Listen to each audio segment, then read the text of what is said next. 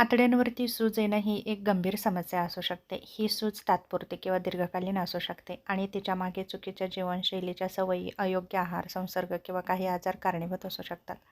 अशा महत्त्वाच्या काही चुका आहेत, ज्या वारंवार केल्या तर आतड्यामध्ये सूज येण्याचा धोका वाढतो. जसं की जास्त प्रमाणामध्ये तळलेले आणि जंक फूड खाणं, समोसे, वडे, पिझ्झा, बर्गर यासारख्या पदार्थांमध्ये ट्रान्स फॅट आणि रिफाइंड मैदा जास्त असतो. यामुळे आतड्यातील चांगले जीवाणू कमी होतात आणि सूज वाढू शकते. फायबरयुक्त अन्न कमी खाणं, फळं, भाज्या, कडधान्ये आणि धान्य जर कमी खाल्लं तर बद्धकोष्ठता वाढते. सतत प्रक्रिया केलेले अन्न खाणं, जसं की सॉसेस, मांस यामुळे आतड्याच्या आवरणाला त्रास होऊ शकतो. पुरेसं पाणी न पिणं, कमी पाणी पिल्यामुळे मल कठीण होतो आणि आतड्यांवरती ताण येतो. वारंवार अँटीबायोटिक्स घेणं, डॉक्टरांच्या सल्ल्याशिवाय अँटीबायोटिक्स घेतल्यास आतड्यातील उपयुक्त जीवाणू नष्ट होतात. सतत ताणतणावामध्ये राहणं, तणावामुळे आतड्यांचं कार्य बिघडतं आणि सूज वाढण्याची शक्यता वाढते. धूम्रपान आणि मद्यपान दोन्ही सवयी आतड्यांच्या आतील आवरणांना नुकसान पोहोचवू शकतात. झोपेची कमतरता, झोप कमी घेतली तरीही शरीरामध्ये धाव वाढू शकतो. जास्त साखर खाणं, जास्त साखर खाल्ल्यामुळे आतड्यातील सूक्ष्मजीवांचं संतुलन बिघडतं. सतत वेदनाशामक औषधं घेणं, काही वेदनाशामक औषधांचा दीर्घकाळ जर वापर केला तर आतड्यांना इजा होऊ शकते.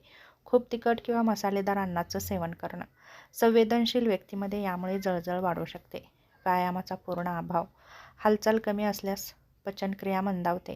जेवणाच्या अनियमित वेळा, कधी उपाशी राहणं तर कधी खूप जास्त खाणं हे आतड्यांवर ताण आणतं. अन्न नीट न चावता गिळणं, यामुळे पचनावर ताण येतो.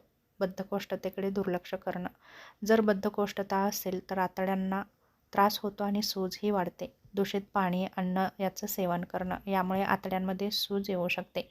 प्रोबायोटिक पदार्थ टाळणं, दही, ताक यासारखे पदार्थ जर घेतले नाहीत तर चांगले जीवाणू वाढत नाहीत. अन्नाची ॲलर्जी असूनही तेच अन्न खाणं, काही लोकांना दुधाची वगैरे ॲलर्जी असते. जर तेच पदार्थ खाल्लं तर आतड्यांमध्ये दाह वाढू शकतो. जास्त प्रमाणामध्ये गोड पदार्थ खाणं, यामुळे पोट फुगतं किंवा आतड्यांचा त्रास वाढू शकतो. जसं की वारंवार पोटदुखी, जुलाब, मलामध्ये रक्त येणं, वजन कमी होणं, सतत पोट फुगणं यासारखी लक्षणं दिसत असतील तर डॉक्टरांचा नक्कीच सल्ला घेणं गरजेचं आहे. त्याचप्रमाणे जुलाब, बद्धकोष्ठता, भूक कमी लागणं या लक्षणांकडेही दुर्लक्ष करू नका. कधीकधी वजन कमीही होतं, थकवा जाणवतो, ताप येतो. तेव्हा यासारखी लक्षणं दिसल्यास डॉक्टरांकडे नक्की जा. आतडी निरोगी ठेवण्यासाठी भरपूर पाणी प्या, हिरव्या भाज्या, फळे खा, दही किंवा ताकाचा आहारामध्ये नक्कीच समावेश करा. नियमित व्यायाम करा, 7 ते 8 तासाची झोप घ्या. धूम्रपान आणि मद्यपान टाळा. ताण कमी करण्यासाठी योग, प्राणायाम किंवा ध्यान करा आणि औषधे डॉक्टरांच्या सल्ल्यानेच घ्या. महत्त्वाचं म्हणजे जर पोटदुखी खूपच वाटत असेल, मलातून रक्त येत असेल, जुलाब लागला असेल, वजन कमी होत असेल तर ही केवळ साधी सूज नसते, तर आतड्यांच्या गंभीर आजाराचं लक्षणही असू शकतं. तेव्हा डॉक्टरांचा सल्ला घेऊन योग्य ते उपचार घेणं खूप महत्त्वाचं आहे. अन्यथा आपल्या शरीरावरती त्याचे नक्कीच वाईट परिणाम होताना दिसतात.